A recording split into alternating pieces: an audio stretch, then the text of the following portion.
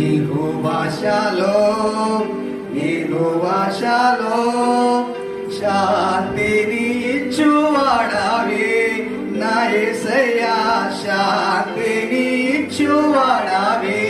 ఈ లోకంలో ఉన్నటువంటి నీవు శాంతి సమాధానం నెమ్మది లేకుండా వేదనతోటి ఇబ్బందితోటి శ్రమల్లోను ఇబ్బందులోని పడి ఉన్నావు.